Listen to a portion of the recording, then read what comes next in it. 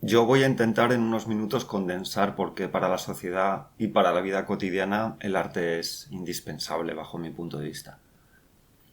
En primer lugar, el arte nos proporciona la libertad. Una libertad sin censuras y en mayúsculas. Nos evade de la realidad o nos la acerca desde otro prisma.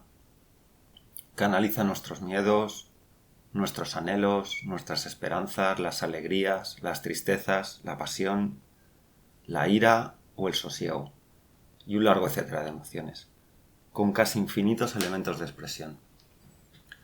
Nos proporciona también un desahogo a nuestros propios razonamientos, por lo tanto, es también una vía de escape emocional y sensorial que resulta inabarcable en contenido y variedad. Nos ofrece con generosidad la fantasía, los sueños o las reflexiones, y representa en cierto sentido la utopía en la que tenemos ahora quizá más que nunca que creer, ya que, como decía la frase, la realidad resulta increíble. Así que, en mi opinión, sin estos elementos que proporciona el arte resultaría casi imposible concebir la vida. En segundo lugar, el arte nos proporciona conocimiento, historia. Es uno de los pilares indiscutibles de la cultura.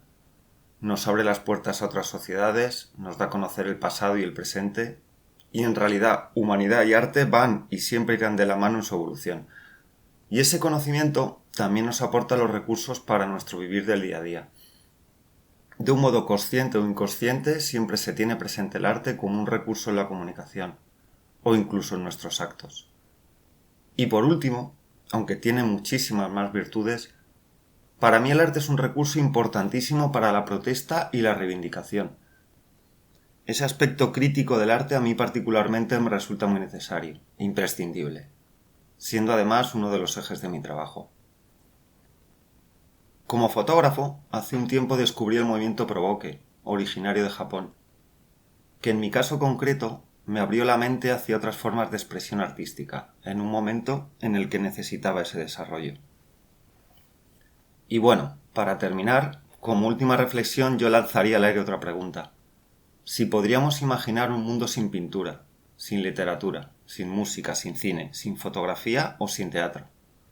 Inconcebible, ¿verdad?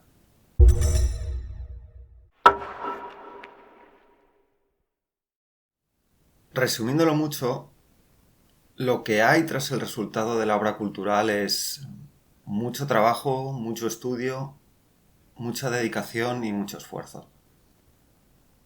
Todos podemos tener ideas brillantes, pero a ese primer impulso que nos incita a continuar hay que darle forma, sin desviarnos del camino.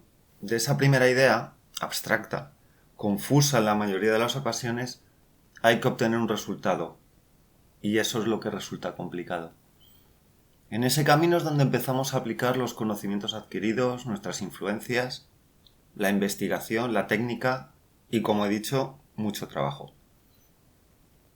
Para responder a esta pregunta he elegido uno de mis trabajos para agencia, la cobertura de la primera manifestación del 8 de marzo.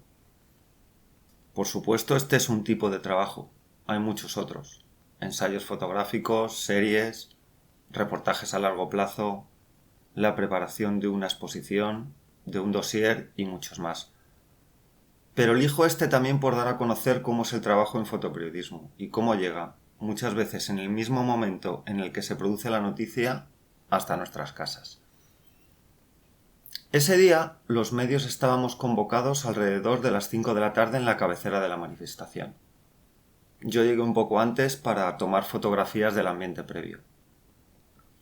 La verdad es que tengo muy bonito recuerdo de esa cobertura, ya que desde las manifestaciones del 15M no recordaba una manifestación tan grande y sobre todo con tanta energía. Fotográficamente hablando fue una gozada. La cuestión es que regresé a casa sobre la 1 de la mañana. Ya se habían publicado muchas imágenes, por supuesto.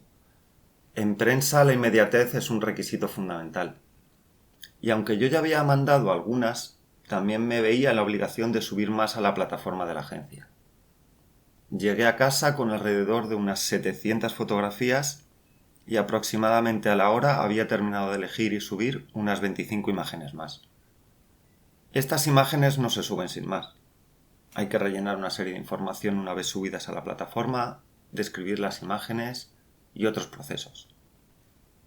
En total hablamos de unas 10 horas de trabajo ininterrumpido, más el que luego viene posteriormente, más pausado, eso sí, para seguir difundiendo el trabajo en redes sociales, otros medios, etc.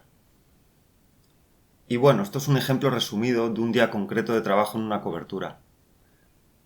No voy a decir el beneficio que suele obtenerse. El fotoperiodismo es un área muy perjudicada y pese a su importancia se encuentra en una situación bastante grave.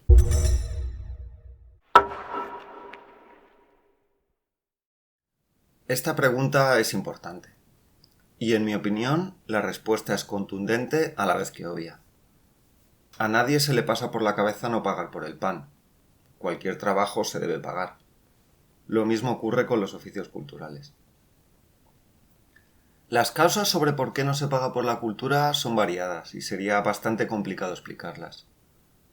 Una de las circunstancias que se da, en fotografía al menos, es que muchos trabajos los realizan personas que no viven de esta actividad, por lo que o las hacen gratis o cobran una cantidad simbólica que suele ser muy baja.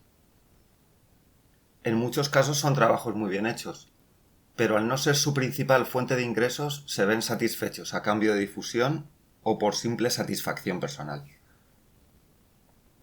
Yo no puedo criticar esta práctica, pero lo cierto es que malacostumbra a los clientes y es un problema para los que intentamos vivir de nuestro trabajo. Además es una práctica que alimenta el capitalismo, ya que no hay nada mejor para un empresario que le trabajen gratis. Creo que afirmaría sin equivocarme que todos hemos trabajado gratis, y probablemente ha sido porque era necesario para comenzar o para abrirse camino. En mi caso hice muchos trabajos no remunerados para conformar un dossier sólido y una experiencia. Forma parte del proceso y no puedo criticarlo. Pero una vez se tiene, tenemos que exigir una retribución justa a nuestro trabajo. De ahí que la frase "no voy a hacerte el trabajo" debe ser, por desgracia, muy utilizada. Solo de ese modo podremos trazar un futuro sostenible para nuestros oficios. Y si ese no comienza a ser generalizado, acabará siendo muy positivo. Desde hace un tiempo hay en fotografía mucho movimiento para dignificar nuestro trabajo.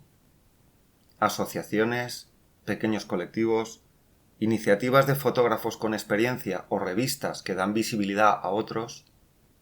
La verdad es que genera bastante optimismo. En este sentido, quiero citar a la agencia Freelance Press Saving Journalism, con la que trabajo desde que comenzó hace unos meses. Fue creada por dos mujeres periodistas con mucha experiencia, y precisamente tiene como una de sus bases dignificar la profesión de la comunicación, tanto en fotografía como en vídeo y periodismo.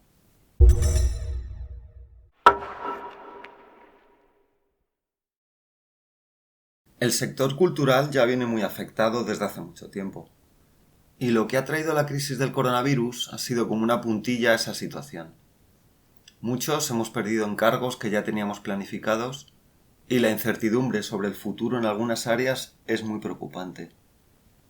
Músicos sin bolos, muchísimos trabajadores de artes escénicas sin trabajo, fotógrafos y cámaras de vídeo sin posibilidad de cubrir eventos. La lista es muy larga. Nos ha afectado mucho y nos va a afectar más. Pero también nos ha servido para reinventarnos, seguir formándonos, ampliar la red de contactos o desarrollar iniciativas para enseñar nuestro trabajo o reivindicarlo. En ese sentido, el coronavirus nos ha despertado. Hace unos días escuchaba al fotógrafo Pedro Armestre en una videoconferencia y quería compartir algunas de sus reflexiones. Comentaba que esta crisis debía hacernos reflexionar sobre nuestro modo de vida, muy ligado al consumo excesivo. La reflexión era que en la medida que racionalicemos nuestras necesidades, necesitaremos también menos ingresos. Por otro lado, comentaba que era un buen momento para generar sinergias entre profesionales de los sectores artísticos, unificar fuerzas y conocimientos y ponerlos en común. Es muy buena reflexión. Y en este sentido el arte es multidisciplinar, y todas las disciplinas se pueden combinar entre ellas, ofreciendo un resultado final mucho más sólido y completo. Se podrían generar más trabajos y hacer más sostenibles nuestras profesiones. Por lo tanto, esta crisis del coronavirus nos ha puesto en una situación muy delicada, pero nos está dando también nuevas oportunidades que hay que saber aprovechar. Hay que ser optimista y seguir trabajando duro.